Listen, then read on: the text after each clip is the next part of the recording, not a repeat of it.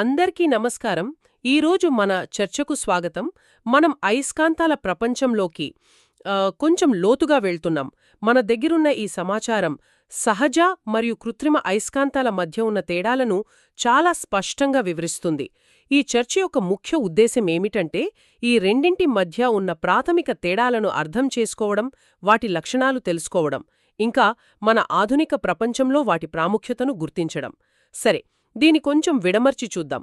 అసలు వాస్తవంగా అయస్కాంతమంటే ఏమిటి? దాని ప్రాథమిక నిర్వచనం నుండి ప్రారంభిందామా? తప్పకుండా. చాలా సింపుల్గా చెప్పాలంటే, అయస్కాంతం అనేది ఒక అయస్కాంత క్షేత్రాన్ని, అంటే ఒక అదృశ్య శక్తి క్షేత్రాన్ని ఉత్పత్తి చేసే ఒక పదార్థం. ఈ క్షేత్రమేం చేస్తుందంటే, ఇనుము, కోబాల్ట్, నికెల్ వంటి కొన్ని ప్రత్యేక పదార్థాలను ఆకర్షిస్తుంది. ఇంకా ప్రతి అయస్కాంతానికి 2 ధృవాలుంటాయి. ఇది మనందరికీ తెలిసిందే. ఒకటి ఉత్తర ధ్రువం, అంటే నార్త్ పోల్. రెండవది దక్షిణ ధ్రువం, సౌత్ పోల్. ఇక్కడే అసలు విషయం ఆసక్తికరంగా మారుతుంది. చిన్నప్పుడు ఆడుకున్నది గుర్తొస్తుంది. సజాతి ధృవాలు వికర్షించుకుంటాయి, అంటే ఎన్ఎన్ లేదా ఎస్ఎస్ దగ్గరకు తెస్తే దూరంగా నెట్టేస్తాయి. అదే విజాతి ధృవాలు, అంటే ఎన్ఎస్, అవి ఆకర్షించుకుంటాయి. ఈ నియమం చాలా ముఖ్యం కదా? అవును, చాలా ముఖ్యం. దానితో పాటు ఈ అయస్కాంత క్షేత్ర రేఖల గురించి కూడా మనం తెలుసుకోవాలి. ఈ రేఖలు అదృశ్యంగా ఉంటాయి, కాని వాటి ప్రభావం ఉంటుంది. ఇవి ఎప్పుడూ ఉత్తర ధ్రువం నుండి బయటకొస్తాయి, ఆ తర్వాత దక్షిణ ధ్రువం ద్వారా మళ్లీ అయస్కాంతంలోకి ప్రవేశిస్తాయి. ఈ ప్రవాహమే వాటి ప్రవర్తనను శాసిస్తుందన్నమాట. ఓకే, మన దగ్గరున్న సమాచారం ప్రకారం ఇంకో ఆసక్తికరమైన విషయముంది. ఒక అయస్కాంతాన్ని దారంతో కట్టి గాలిలో స్వేచ్ఛగా వేలాడదీస్తే అది ఎల్లప్పుడూ భూమి యొక్క ఉత్తర దక్షిణ దిశలోనే ఆగి స్థిరంగా ఉంటుందట. ఇది నిజంగా అద్భుతం. నిజమే.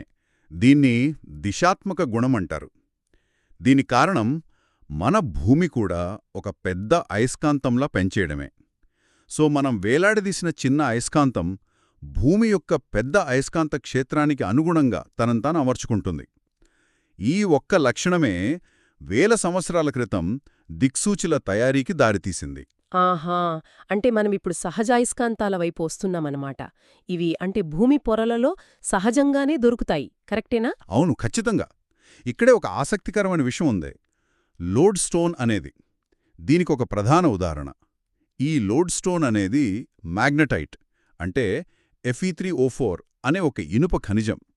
ఇవి ఇనుము ఆక్సైడ్ నిక్షేపాలు. అంటే ఒక రాయి దానంతట అదే సహజంగా అయస్కాంత లక్షణాలను కలిగుంటుందన్నమాట. అద్భుతం.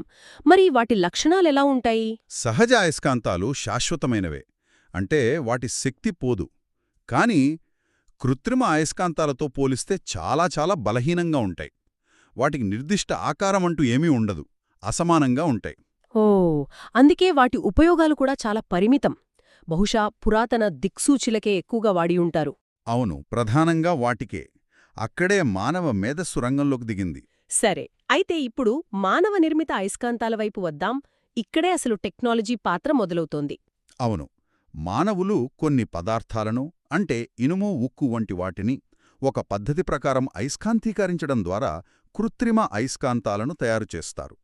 వీటిలో అతిపెద్ద ప్రయోజనమేమిటంటే, అవి సహజ అయస్కాంతాల కన్నా కొన్ని వందల రెట్లు బలంగా ఉంటాయి.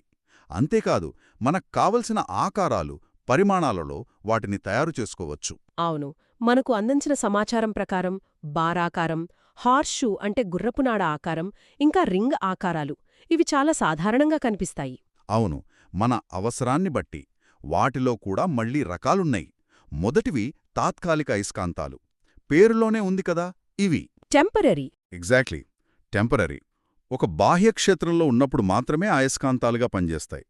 ఆ క్షేత్రాన్ని తీసేగానే వాడి శక్తి పోతుంది. రెండవది శాశ్వత అయస్కాంతాలు. ఇవి తమ అయస్కాంతత్వాన్ని శాశ్వతంగా నిలుపుకుంటాయి, మన ఫ్రిడ్జ్ మ్యాగ్నెట్స్ లాంటివి. ఇక మూడవది, ఇవి చాలా ముఖ్యమైనవి, విద్యుత్ అయస్కాంతాలు, ఎలక్ట్రోమాగ్నెట్స్. అవును, వీటిలో విద్యుత్ ప్రవాహం ఉన్నప్పుడు మాత్రమే అయస్కాంతాలుగా పనిచేస్తాయి. ఆధునిక టెక్నాలజీలో వీటి పాత్ర చాలా కీలకం. మరి వీటన్నిటి అర్థమేంటి? ఒకసారి సహజ మరియు కృత్రిమ అయస్కాంతాల మధ్య ఉన్న ప్రధాన తేడాలను క్లుప్తంగా చూద్దాం. తప్పకుండా. మన దగ్గరున్న ఆధారం ప్రకారం ప్రధాన తేడాలు ఇవిగో. మొదటిది బలం.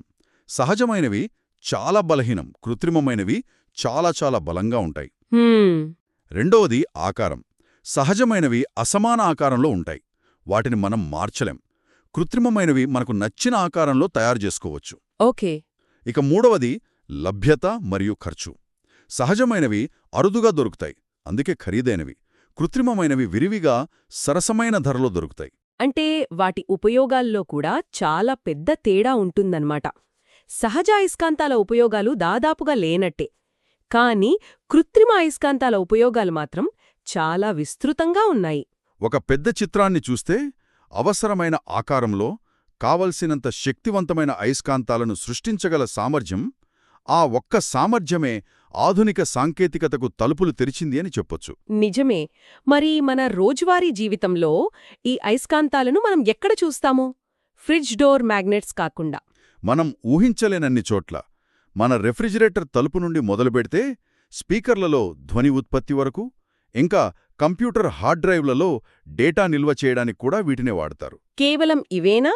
ఇంకా ఏమైనా ముఖ్యమైనవి ఉన్నాయా? ఓహో, చాలా ఉన్నాయి. మనం వాడే ప్రతి ఎలక్ట్రిక్ మోటార్, ఫ్యాన్లు, మిక్సర్లు, మన ఇంటి డోర్ బెల్స్, ఇంకా వైద్యరంగంలో ఎంఆర్ఐ యంత్రాలు, ఇది చాలా పెద్ద అప్లికేషన్. ఎంఆర్ఐ యంత్రాలు? అవును. అంతేకాదు, అత్యంత వేగంగా ప్రయాణించే మ్యాగ్లెవ్ రైళ్లు కూడా అయస్కాంతాల మీదే పనిచేస్తాయి. ఓ, మ్యాగ్నెటిక్ లెవిటేషన్. అవును, అదే అయస్కాంత లెవిటేషన్ సూత్రంపై అని పనిచేస్తాయి. ప్రకృతిలో దొరికిన ఒక చిన్న రాయి నుండి ఇంతటి ఆధునిక ఆవిష్కరణల వరకు వాటి ప్రయాణం నిజంగా చాలా ఆశ్చర్యంగా ఉంది. కాబట్టి ఈరోజు మనం నేర్చుకున్న ముఖ్య విషయాలను ఒక్కసారి గుర్తు చేసుకుందాం. అయస్కాంతాలకు ఉత్తర దక్షిణ ధృవాలుంటాయని చూశాం. లోడ్ స్టోన్ వంటి సహజ అయస్కాంతాలు బలహీనంగా అసమాన ఆకారంలో ఉంటాయని తెలుసుకున్నాం. మరోవైపు మానవ నిర్మిత కృత్రిమ అయస్కాంతాలు చాలా బలంగా, విభిన్న ఆకారాలలో ఉండి మన ఆధునిక జీవితానికి చాలా అవసరమని అర్థమైంది.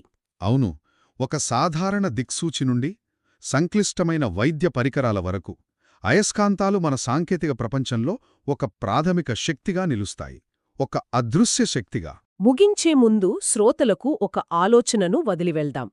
మన ఆధారం ప్రకారం అయస్కాంతానికి జంట గుణం అనే ఒక విచిత్రమైన లక్షణముంది. అంటే ధృవాలను మనం ఎప్పటికీ వేరు చెయ్యలేము. ఒక పొడవాటి అయస్కాంతాన్ని మధ్యలోకి విరగ్గొట్టినా మనకు ఒక ఉత్తరముక్క, ఒక దక్షిణముక్క రావు. బదులుగా ప్రతి ముక్క 2 ధృవాలతో ఒక చిన్న సంపూర్ణ అయస్కాంతంగా మారుతుంది. అవును, దాన్ని మళ్లీ మళ్లీ విరగ్గొట్టినా అదే జరుగుతుంది. అణువు స్థాయి వరకు వెళ్ళినా అంతే.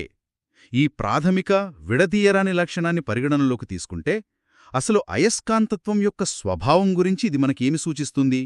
ఆ శక్తి ఎందుకు ఎల్లప్పుడూ ఈ ఉత్తర దక్షిణ ద్వంద్వరూపంలోనే ఉంటుంది? ఒకే ధ్రువం ఎందుకుండదు? ఈ ప్రశ్న గురించి ఆలోచించండి. భౌతిక శాస్త్రంలో ఇది ఇప్పటికీ ఒక పెద్ద మిస్టరీ.